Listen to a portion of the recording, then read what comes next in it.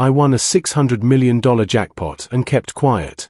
I texted my parents saying I needed $200 for rent and they said you're not our problem anymore. Drop a hi in the comments and let us know where you're watching from. My hands trembled as I checked the lottery ticket for the 5th time. The numbers stared back at me, mocking my disbelief. 7, 14, 23, 31, 42, and the Powerball 9. I had them all. $600 million. The convenience store's fluorescent lights buzzed overhead as I stood frozen in the candy aisle at 2 in the morning. You buying something or what? The clerk, Marcus, asked with tired eyes. I stuffed the ticket deep into my jacket pocket. Just the energy drink. My studio apartment in South Baltimore smelled like yesterday's Chinese takeout when I stumbled through the door. Rent was due in 3 days. $200 I didn't have. Again. At 27 years old, I was drowning in $17,000 of credit card debt, working double shifts at the warehouse, and barely scraping by. My parents knew. They always knew. I pulled out my phone, fingers hovering over Mom's contact. We hadn't spoken in 2 weeks, not since I'd asked to borrow money for my car payment. Dad had gotten on the line then. Donnell, when are you gonna get your life together, son? We raised you better than this. Better than this. The phrase echoed in my skull as I stared at the ticket now sitting on my cracked coffee table. I thought about my younger sister, Shanice, living in their 4-bedroom house in the suburbs. They'd paid her college tuition in full. Bought her a car for graduation. Co-signed her condo. But me. I was the disappointment. The one who made bad choices. The one who needed to learn responsibility. I grabbed my phone and started typing. My thumb hovered over the send button. The message was simple. Hey Mom, I'm short on rent this month. Can you help me out with $200? I'll pay you back next paycheck, I promise. I pressed send at 7:30 in the morning, knowing Mom would be up making Dad's breakfast. She was always up early, had been her whole life. Growing up, she'd wake us at 6 sharp, gospel music playing from the kitchen radio while she hummed along. Those were different times. The 3 dots appeared almost immediately. My heart raced. Then they disappeared. Appeared again. Finally, a message came through. Donnell, your father and I have been discussing this. We love you, but we can't keep enabling your poor financial decisions. You're almost 30 years old. You need to figure this out on your own. I stared at the screen, waiting for more. Surely there was more. The dots appeared again. We've given you money too many times. Last year alone, it was over $2,000.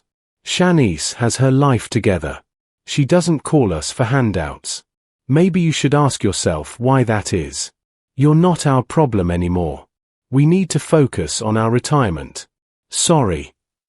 Not their problem anymore. I read those words 17 times. Each time, they cut deeper. I thought about last Christmas when Dad pulled me aside after Shanice showed off her new promotion.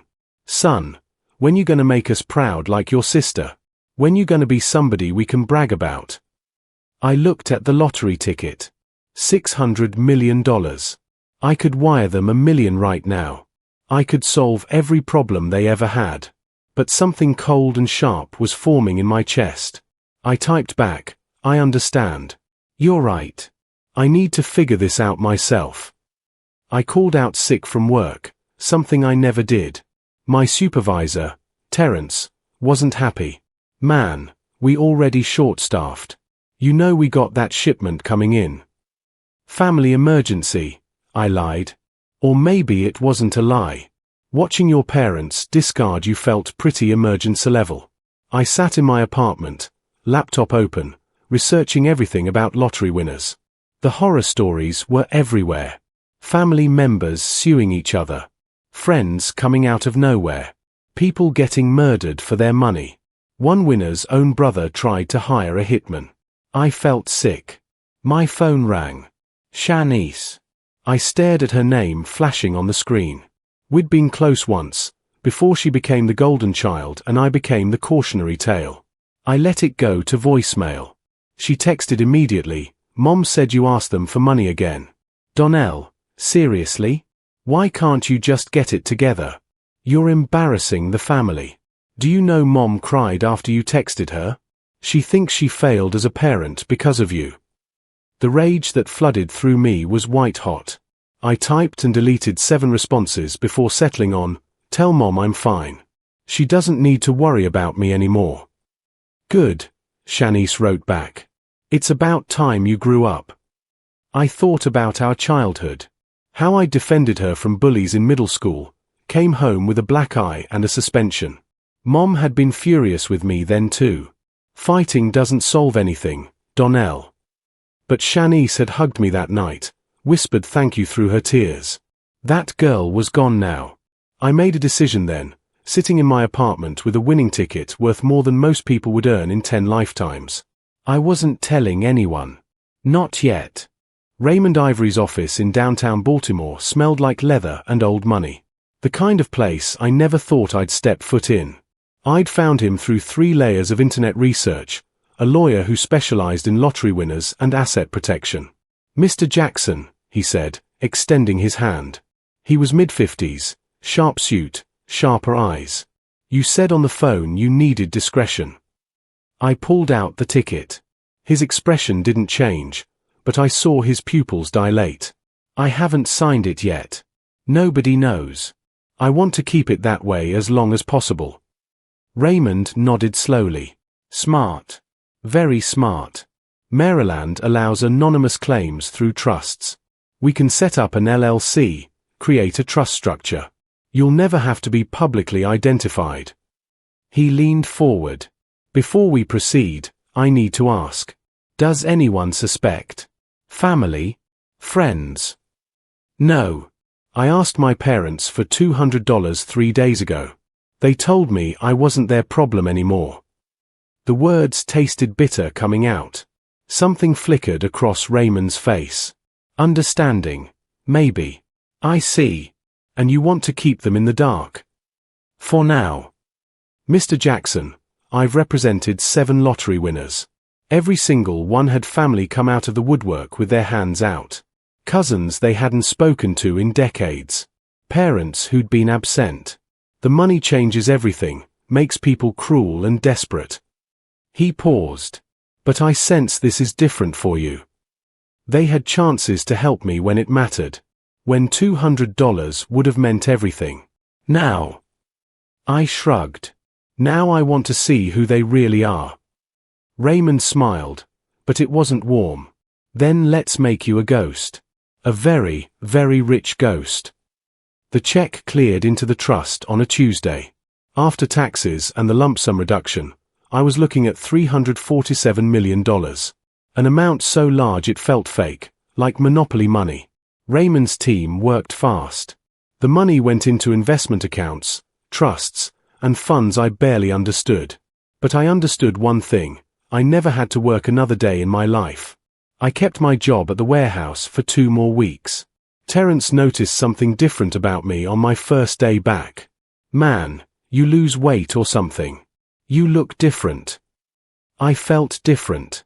The constant weight of poverty, the anxiety that lived in my chest, the shame of disappointing everyone, it was evaporating. I was walking lighter. My phone buzzed during lunch break. Mom. I hadn't heard from her since the "not our problem" text. My finger hovered over the ignore button, but curiosity won. "Hey baby," her voice was strained. "I know we were tough on you last week, but it's for your own good. Anyway, your father's car broke down. Transmissions shot. The repair shop quoted us $4,000. She paused. "I know we said we couldn't help you, but we're in a real bind here. We were hoping you might have some connections at your warehouse, maybe know someone who could fix it cheaper, or maybe you could ask your boss for an advance and help us out. Family helps family, right?" The audacity made me laugh out loud. 2 guys from shipping looked over at me funny. "Donnell? You there?" "Yeah, Mom. I'm here. That's rough about Dad's car. So you'll help us figure something out. I'm not your problem anymore, remember? You need to figure this out on your own." The silence on the other end was deafening. Mom's voice cracked. "Donnell, that's not fair. We're your parents. We sacrificed everything for you kids." "Did you?" The words came out colder than I intended. Because I remember Shanice getting a brand new Honda for her 16th birthday while I took the bus. I remember you paying her college tuition in full while I had to drop out junior year because I couldn't afford books. I remember asking for help with my rent, $200, and being told I'm not your problem. That's different. Shanice was responsible. She had good grades. You were always getting into trouble, making poor choices. I defended my sister from bullies. I worked 2 jobs to help pay bills when Dad got laid off. I was 17, Mom. 17 and working nights at McDonald's so we wouldn't lose the house. Where was this poor choices energy then? I heard Dad's voice in the background. "Who's that? Is that Donnell? Tell him we need an answer about the car." Mom's voice was tight. "Your father wants to know about the car. Tell Dad I said good luck.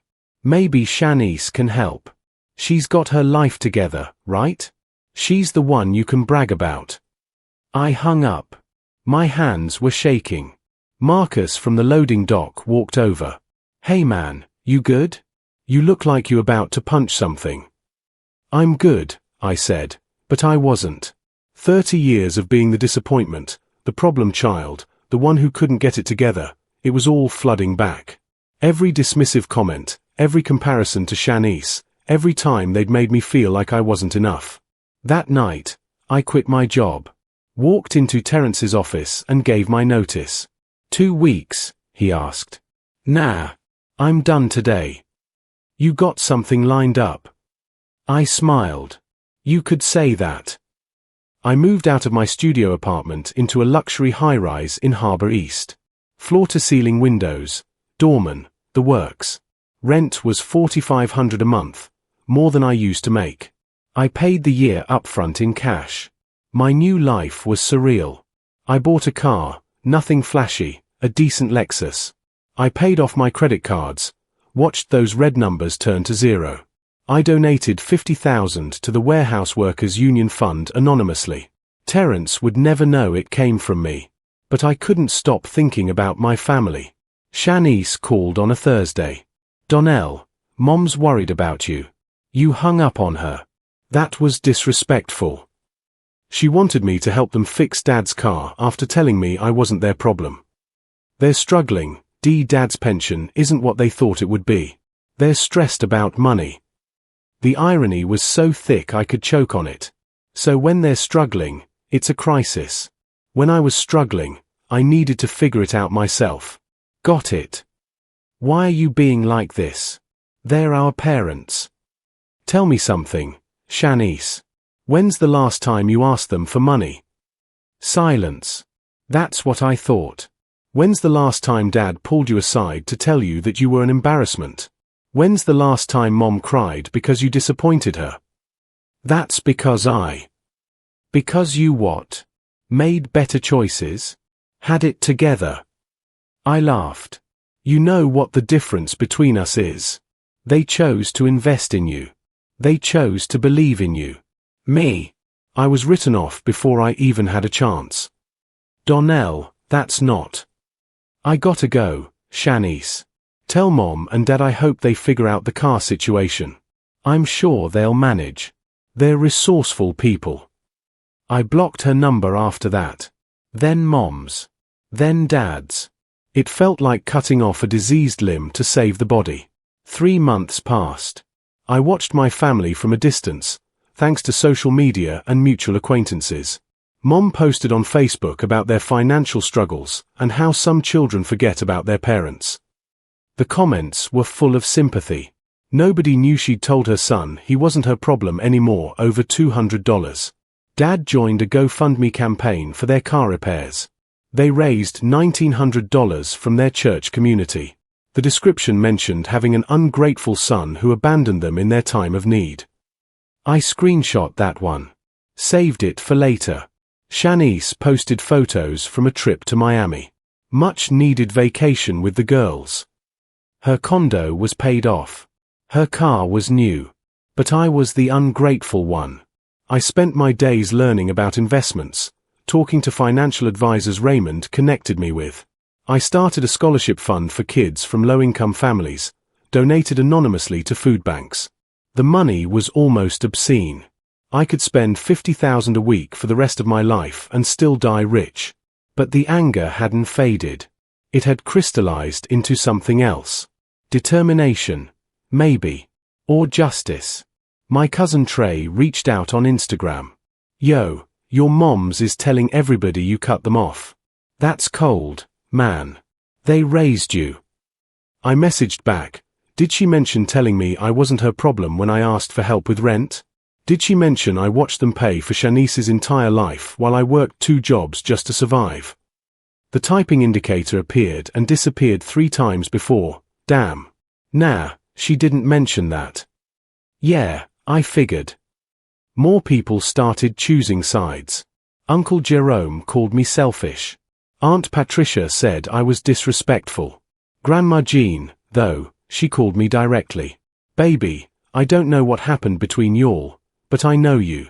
You got a good heart. If you cut them off, you had a reason." I almost cried hearing that. I ran into Dad at the grocery store in January. He looked older, tired. He was comparing prices on canned vegetables, something I'd never seen him do before. He'd always been the get-what-you-want type, never checking receipts. He saw me before I could leave. "Donnell." "Dad."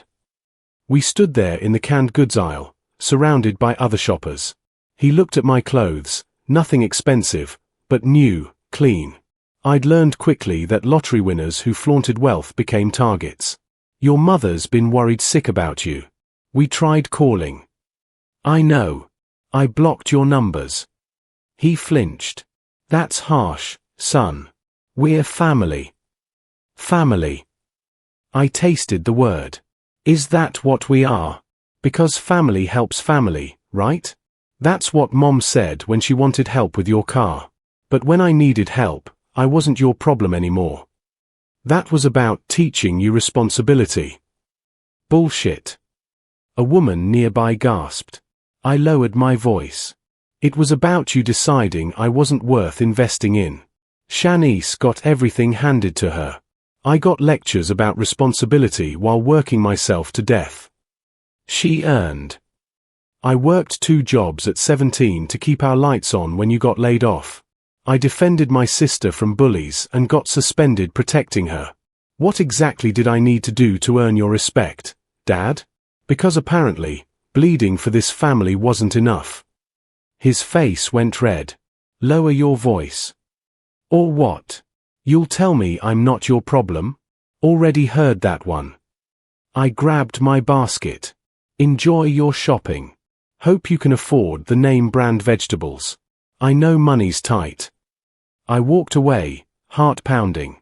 Behind me, I heard him say, You've changed, Donnell. Not for the better. I almost turned around. Almost told him everything.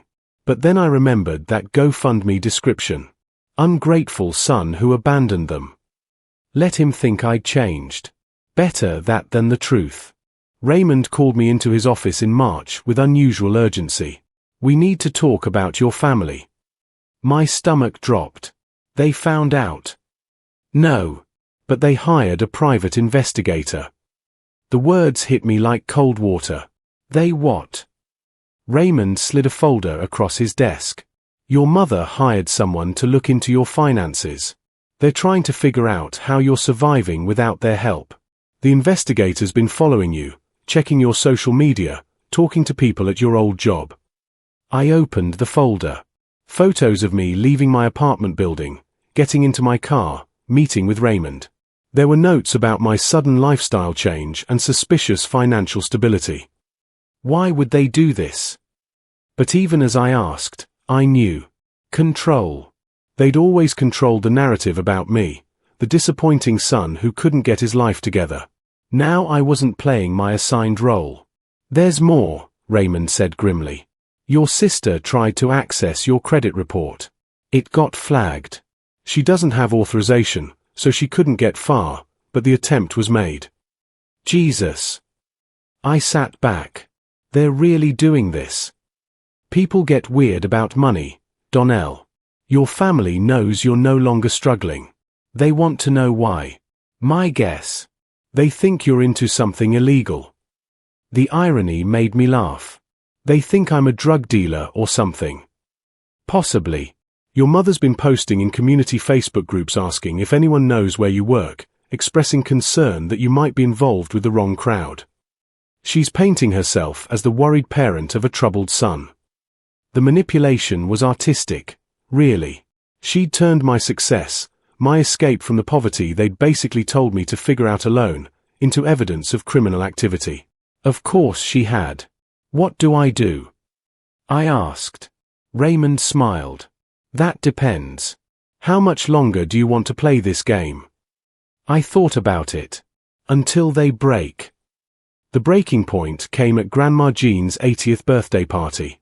I almost didn't go, but Grandma Jean had called personally.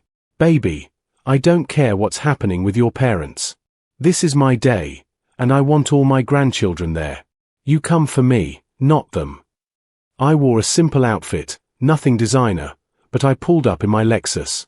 The party was at their church hall. 50 people, maybe more. I saw Mom's face when I walked in. Shock, then something else. Calculation. Shanice cornered me by the punch bowl within 5 minutes. So you can afford a Lexus but couldn't help Mom and Dad with their car. I'm not their problem anymore, remember? They need to figure things out on their own. I smiled. Those were Mom's exact words. You're being petty. I'm being consistent.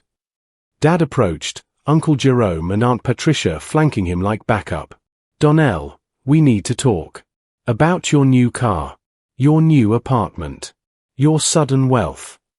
He emphasized the last word. Son, if you're involved in something illegal, you need to come clean. We can get you help. The room got quieter. People were watching now. Illegal. I kept my voice level. You think I'm a criminal because I have a decent car.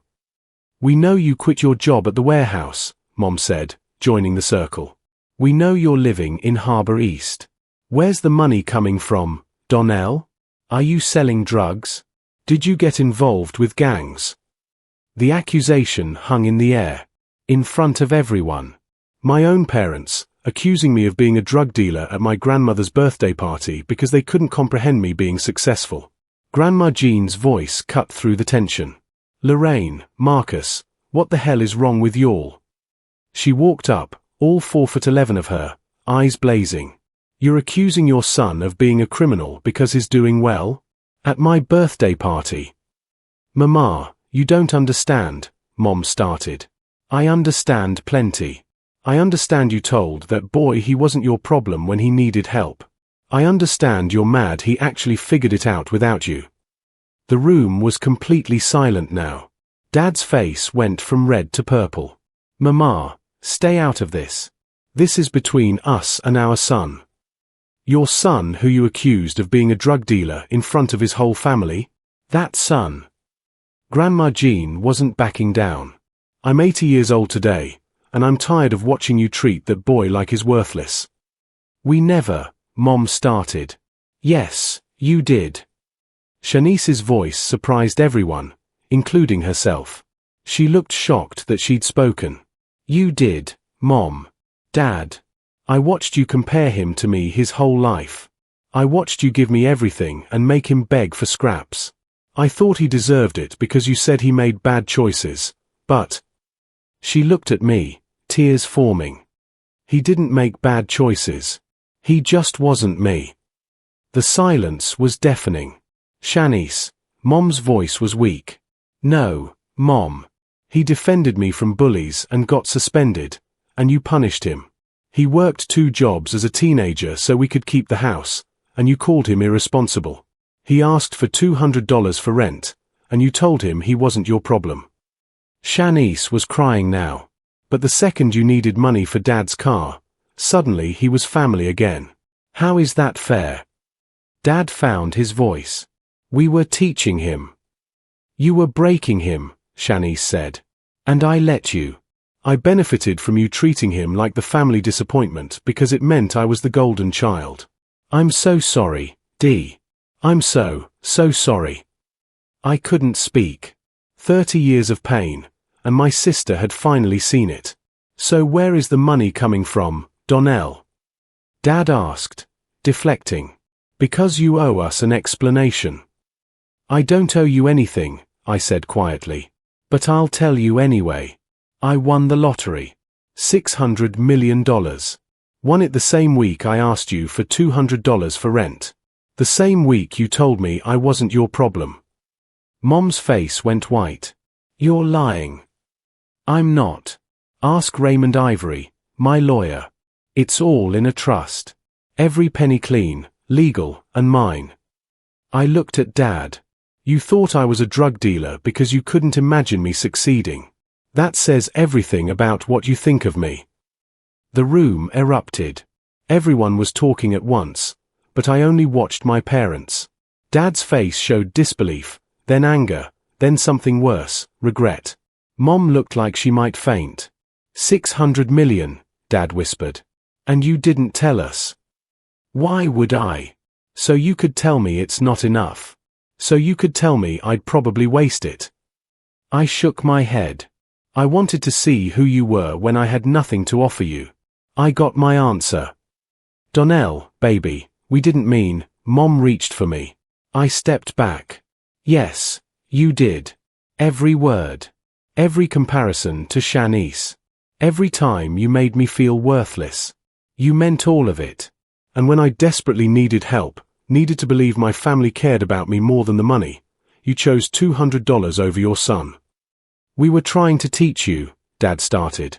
You taught me exactly what you wanted to teach me. That your love was conditional. That I'd never be good enough. That Shanice was worth investing in and I wasn't. I looked around the room at all the shocked faces. But you know what? You were right about one thing. I'm not your problem anymore. I figured it out myself. Uncle Jerome spoke up. Donnell, they're still your parents. They're people who gave birth to me. That's biology. Family is what you build, and they demolished ours brick by brick. I looked at Grandma Jean. Happy birthday, Grandma. I'm sorry your party got ruined. She hugged me tight. You got nothing to be sorry for, baby. Nothing at all. I turned to Shanice.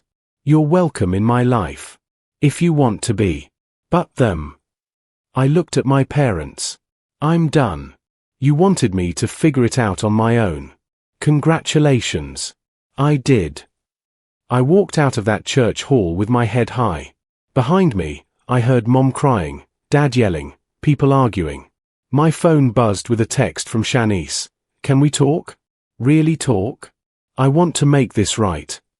I smiled and typed back, yeah, we can talk.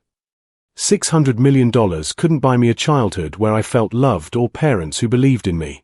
But it bought me freedom. Freedom from their judgment, their conditional love, their constant disappointment. 3 months later, I established the Second Chance Scholarship Fund, helping kids like me who were written off by their families. I bought Grandma Jean a house. I helped Shanice start the therapy she'd needed for years dealing with the pressure of being the golden child. My parents. They hired lawyers trying to claim I owed them for raising me. The case got thrown out. They did interviews claiming I'd abandoned them. I released the text messages. The "Not Our Problem Anymore" message went viral. The last text I got from Dad said, "You've destroyed this family." I replied, "No. I just stopped letting you destroy me." I blocked the number and never looked back. If you believe family should support each other unconditionally, hit that subscribe button. Only toxic manipulators who abandon their kids won't.